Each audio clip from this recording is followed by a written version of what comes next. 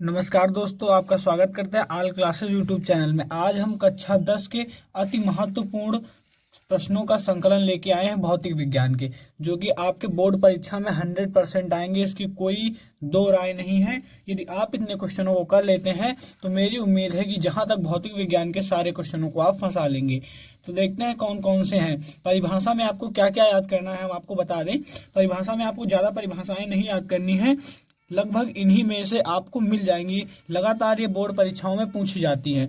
तो पहला क्या है, दर्पण की फोकस दूरी। दर्पण की जो फोकस दूरी है वो क्या है, ये परिभाषा भी आपके लिए बहुत महत्वपूर्ण है और लगातार पेपरों में पूछी जा रही है बोर्ड परीक्षाओं में। और दूसरी परिभाषा है रेखीय आवर्धन किसे कहते हैं। रेखीय आवर्धन भी बहुत महत्वपूर्ण है। उसके बाद प्रतिरोध क्या है, विभवांतर किसे कहते हैं, विद्युत धारा का चुंबकीय प्रभाव, विद्युत धारा का ऊष्मीय प्रभाव, ये सारी चीजें महत्वपूर्ण हैं। इनको आप याद कर लेंगे तो आपको कोई समस्या नहीं होगी। पूरा का पूरा आप भौतिक विज्ञान में जितने डेफिनेशन आते हैं आप सारे कर लेंगे, ठीक है। इनको आप तैयार कर लेंगे। वर्ण विक्षेपण क्या है, निकट दृष्टि दोष क्या है, इसका कारण और निवारण दोनों याद कर लेना। दूरदृष्टि दोष, 1 किलोवाट घंटा किसे कहते हैं, जैसे आ गया कि 1 किलोवाट घंटा को परिभाषित कीजिए। तो ये बहुत महत्वपूर्ण है। इनको हम अगले वीडियो में सॉल्यूशन करा देंगे, पर अभी आपको हम सोच रहे हैं कि कम समय है तो आपको क्वेश्चन प्रोवाइड किए जाए।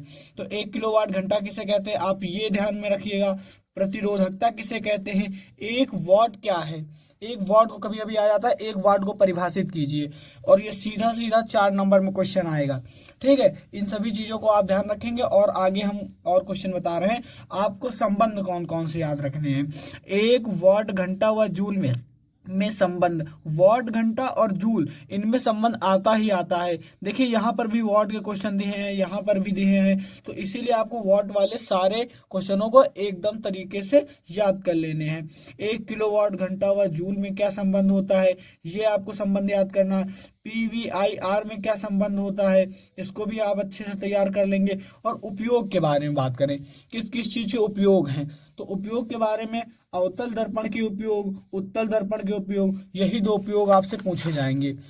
उसके बाद अंतर, यदि आप अंतर की बात करें तो AC और DC धारा में अंतर, यानी कि जो AC धारा है और जो DC धारा है दोनों में अंतर आप बिल्कुल अच्छे से याद कर लेंगे। ये आ सकता है, 100% इसके चांसेज हैं, ठीक है।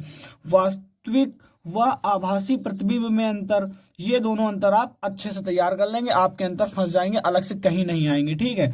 और उसके बाद नियम की बात करें, कौन कौन से नियम आपके लिए महत्वपूर्ण है, तो उसके लिए ओम का नियम। ओम का नियम तो 100% है कि आपकी परीक्षा में पूछा जाएगा। यदि ओम का नियम नहीं आएगा तो इसके ऊपर आ जाएगा श्रेणी क्रम या समांतर क्रम किसे कहते हैं। तो ओम के नियम से आप रिलेटेड सारी चीजें याद कर लेंगे, फंसेगा ही फंसेगा, उसमें कोई दो राय नहीं है। दूसरा क्या है, फ्लेमिंग के बाएं हाथ का नियम।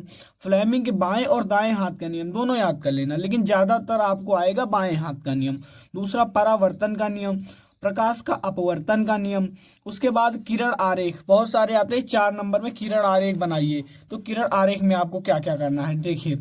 अवतल दर्पण द्वारा बना प्रतिबिंब, जब वस्तु वक्रता केंद्र और फोकस के बीच हो, यदि वक्रता केंद्र और फोकस के बीच वस्तु होगी तो उसका दर्पण और मतलब उसका प्रतिबिंब कहाँ पर बनेगा, ये सारी चीजें पूछी जाती हैं।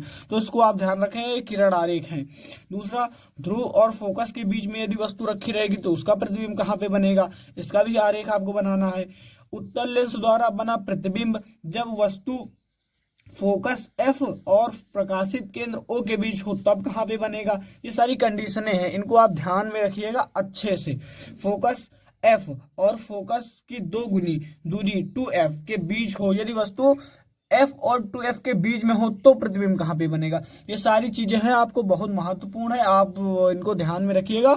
और बोर्ड परीक्षा में लगातार पूछी जाती है। आपको हम क्वेश्चन फिर से दिखाई दे रहे हैं, आप इसका स्क्रीनशॉट ले सकते हैं, ठीक है।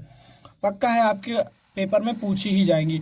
यदि वीडियो अच्छी लगी हो तो आप इस चैनल को सब्सक्राइब कर लीजिए। ऐसी वीडियो हम आपके लिए लाते रहेंगे जो कि बहुत महत्वपूर्ण है और पेपर की दृष्टि से बहुत ही ज़्यादा महत्वपूर्ण।